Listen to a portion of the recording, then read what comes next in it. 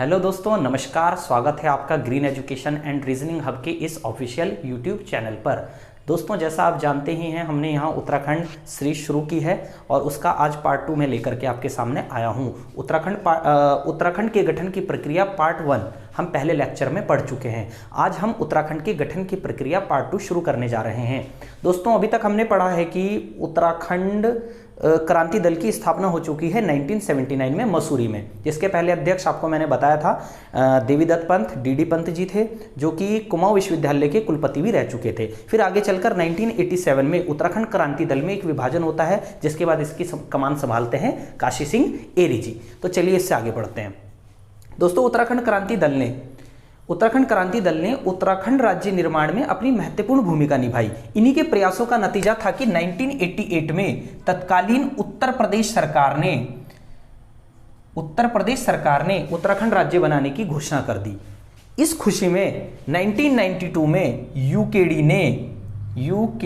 ने गैरसैंण में अपना एक राजनीतिक सम्मेलन आयोजित किया। गैरसैंण यानी उस समय का चंद्रनगर, प्राचीन नाम चंद्रनगर। यह सवाल भी आपसे एग्जाम में पूछा जा सकता है कि गैरसैंण का प्राचीन नाम क्या था, तो चंद्रनगर।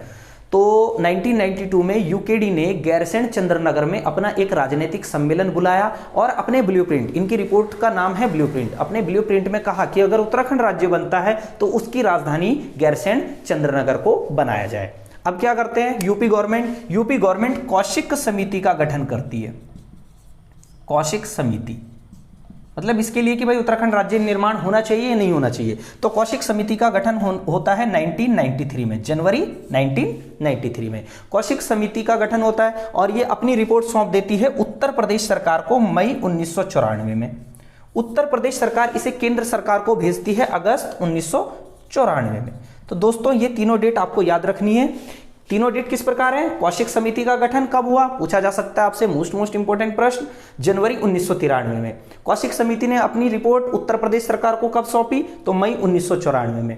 और ये रिपोर्ट उत्तर प्रदेश सरकार ने आगे कब भेजी, तो अगस्त 1994 में।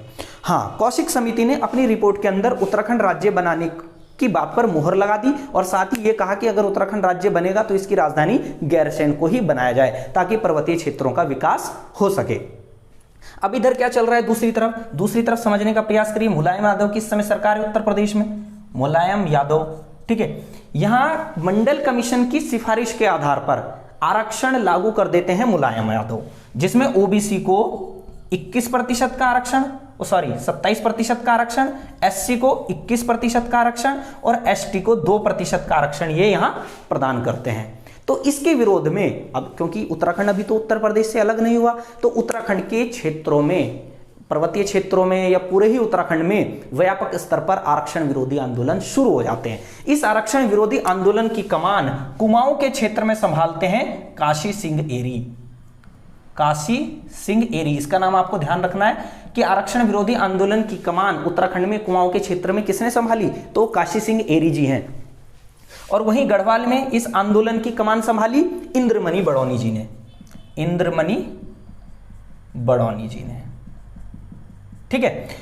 कुमाऊं में जो काशी सिंह एरी धरने पर बैठे वो 17 अप्रैल 1994 में बैठे, और जबकि ये नैनीताल में बैठे थे, कुमाऊं के नैनीताल नामक स्थान पर, है ना। नैनीताल एक जगह पड़ती है, आपको पता ही होगा, नैनीताल, ठीक है। कुमाऊं में 17 अप्रैल 1994 में कोई धरने पर बैठे। इधर इंद्रमणि बड़ौनी पौड़ी में ये बैठे 7 अगस्त 1994 को। अब आरक्षण विरोधी आंदोलन बहुत बड़े लेवल पर फैल गया उत्तराखंड में। अभी आप क्या देख रहे हैं, अभी हम उत्तराखंड गठन की प्रक्रिया पढ़ रहे हैं, यानी उत्तराखंड निर्माण के लिए आंदोलन पहले से ही चल रहा है उत्तराखंड के क्षेत्र में। दूसरी तरफ क्या हो जाता है, सरकार के लिए एक मुसीबत आ गई, आरक्षण विरोधी आंदोलन भी उत्तराखंड के क्षेत्र में शुरू हो गया, इससे भी काफी लोग जुड़े। अब यहां क्या होता है, ये दोनों आंदोलन आपस में मर्ज हो जाते हैं, आरक्षण विरोधी आंदोलन और उत्तराखंड निर्माण का जो आंदोलन है वो आपस में मर्ज हो जाता है। और इसी क्रम में उत्तराखंड में कुछ महत्वपूर्ण घटनाएं घटती हैं, जिनका विवरण हम कुछ इस प्रकार देखेंगे। देखते हैं। सबसे पहले जो घटना घटी वो पौड़ी क्रांति भी इसको कहते हैं, ठीक है। पौड़ी क्रांति, ठीक है, या इसको कह लो ऑब्लिक अगस्त क्रांति। ये कहां, पौड़ी के क्षेत्र में। क्या हुआ, आरक्षण के विरोध में कुछ लोग आंदोलन कर रहे थे, सरकार ने उनके ऊपर गोलियां चलवा दी। यह घटना है आपकी 8 अगस्त 1994 की। इसके बाद तो आपने सारी घटनाएं पढ़ी होंगी। सबसे पहली घटना घटी आपका कुमाऊं के क्षेत्र में खटीमा कांड, ठीक है, खटीमा कांड 1 सितंबर 1994। इसके तुरंत बाद 2 सितंबर 1994 को मसूरी कांड घटित हुआ। मसूरी कांड, इस कांड में बेलमती चौहान और हंसा धनाई नाम की 2 महिलाएं थी, वो शहीद हो गई थी, ठीक है। अगला कांड बागघाट कांड, मोस्ट इंपोर्टेंट, बागघाट कांड। इस पे आप मोस्ट इंपोर्टेंट लगा लीजिए, कभी भी एग्जाम में आपका टपक सकता है। बागघाट कांड आपका 15 सितंबर 1994 को। इसमें क्या था, जो मसूरी कांड में आंदोलनकारी शहीद हुए थे उनको कुछ लोग श्रद्धांजलि देने जा रहे थे, यहां पुलिस ने इनके ऊपर लाठीचार्ज कर दिया। अगली घटना 2 अक्टूबर, मतलब वो मुजफ्फरनगर कांड, जिसको आप रामपुर तिराहा कांड के नाम से भी जानते हैं, मुजफ्फरनगर कांड। कब, तो ये आप जानते हैं 2 अक्टूबर 1994 को हुआ, ठीक है। तो इसमें क्या हुआ, इसको आपको वो भी जानते हैं रामपुर तिराहा कांड के नाम से। दिल्ली धरना प्रदर्शन देने जा रहे थे यहाँ के कुछ आंदोलनकारी, रामपुर तिराहा कांड पर, रामपुर तिराहा पर एक कांड हो गया, पुलिस वालों ने इनके ऊपर जबरन महिलाओं से बदसलूकी की और साथ में इनके ऊपर लाठीचार्ज भी कर दिया। यह घटना 2 अक्टूबर 1994 की है। इतिहास में इस घटना को क्रूर शासक की क्रूर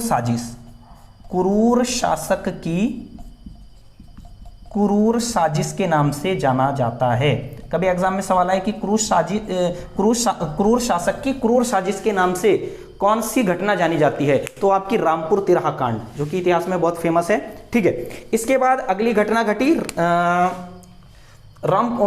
श्रीयंत्र टापू की घटना, श्रीनगर के क्षेत्र में श्रीयंत्र टापू की घटना, ठीक है दोस्तों। ये श्रीयंत्र टापू की घटना 10 नवंबर 1995 को घटी।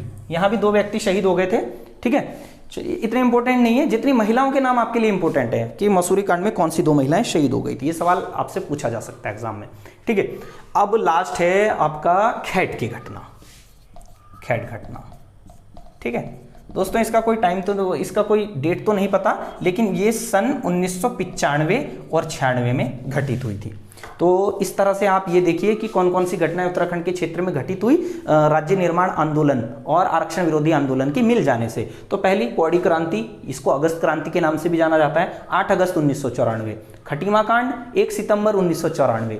मसूरी कांड 2 सितंबर 1994। बागघाट की घटना, ये भी मसूरी में पड़ती है जगह, ठीक है। मसूरी कांड के जो मतलब ये मसूरी कांड में जो लोग शहीद हुए थे उनको श्रद्धांजलि देने जा रहे थे कुछ लोग, पुलिस वालों ने लाठीचार्ज कर दिया, ठीक है।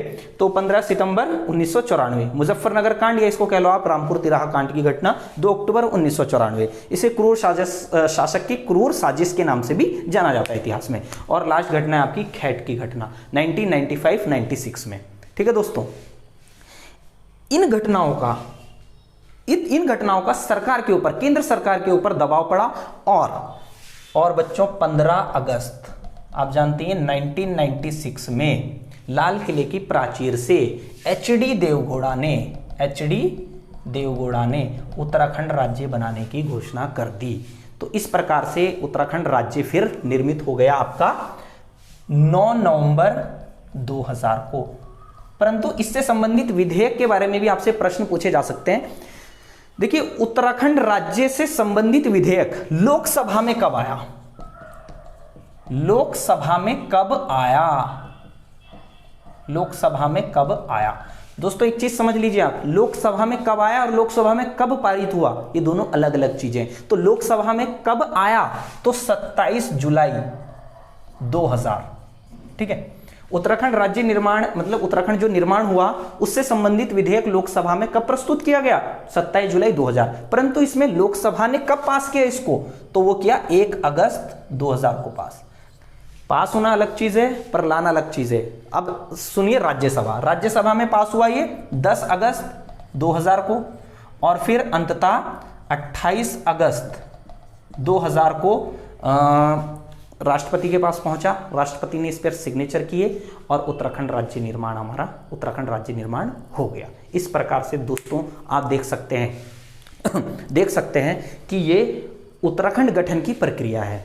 इसको हमने 2 पार्ट में समझा है। अब उत्तराखंड गठन की प्रक्रिया से संबंधित कुछ किताबें हैं दोस्तों, उनको मैं आपके लिए यहाँ लिख देता हूँ। आप जब नोट्स बनाएंगे तो आप उनको साथ साथ नोट करते रहिएगा।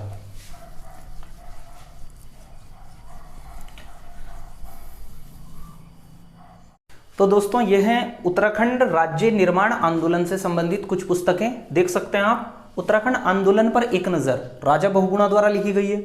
उत्तराखंड पर्वतीय राज्य, ठीक है, ये नारायण दत्त सुंदरयाल द्वारा लिखित एक पुस्तक है। पृथक पर्वतीय राज्य, इंद्रमणि बड़ौनी। उत्तराखंड क्रांति दल क्यों, ये द्वारिका प्रसाद उनियाल द्वारा रचित एक पुस्तक है। उत्तराखंड राज्य एवं उसका स्वरूप, ये उत्तराखंड क्रांति दल ने ही लिखी है। उत्तराखंड राज्य क्यों और कैसे, हरीश चंद्र नोटियाल द्वारा ये रचित पुस्तक है। उत्तरांचल प्रदेश क्यों, ये भगत सिंह कोश्यारी द्वारा रचित पुस्तक है। तो दोस्तों संभावित है इनमें से कोई पुस्तक आपसे एग्जाम में पूछ ली जाए, तो इनको आप कंठस्थ कर लें। और दोस्तों उत्तराखंड के गठन की प्रक्रिया से संबंधित कुछ छोटी छोटी चीजें जो मैंने आपको जैसे बोली थी कि उत्तराखंड युवा परिषद, उत्तरांचल परिषद, पर्वतीय विकास परिषद, और ये शोभन सिंह जिन्हों ने उत्तराखंड उत्थान परिषद की स्थापना की, ठीक है। पर्वतीय विकास जन समिति जिन्होंने उत्तरांचल के पर्वतीय जिले और हिमाचल प्रदेश के पर्वतीय जिलों को मिलाकर एक राज्य बनाने की बात कही थी। तो ये सारी चीजें जो आपकी छूट गई हैं, ये मैं एक स्पेसिफिक वीडियो में आपको यहाँ खड़े होकर नहीं पढ़ाऊंगा, वो मैं आपको नोट्स के माध्यम से प्रोवाइड करा दूंगा।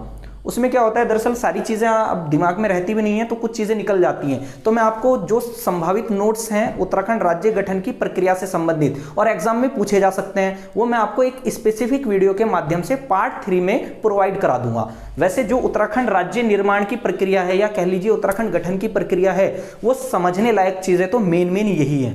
लेकिन इसके अलावा अटरम सटरम चीज़ें भी कई बार आयोग पूछ लेता है, तो उसके लिए आपको एक स्पेसिफिक वीडियो प्रोवाइड करा दी जाएगी। उसमें इस तरह से खड़े होकर नहीं पढ़ाया जाएगा, बल्कि मोबाइल के माध्यम से वो आपको बना के अपलोड कर दी जाएगी। सभी छात्र उससे संबंधित जितने भी प्रश्न संभावित है एग्जाम में आने लायक, वो आप नोट कर सकते हैं। तो दोस्तों आज के लिए इतना ही, धन्यवाद।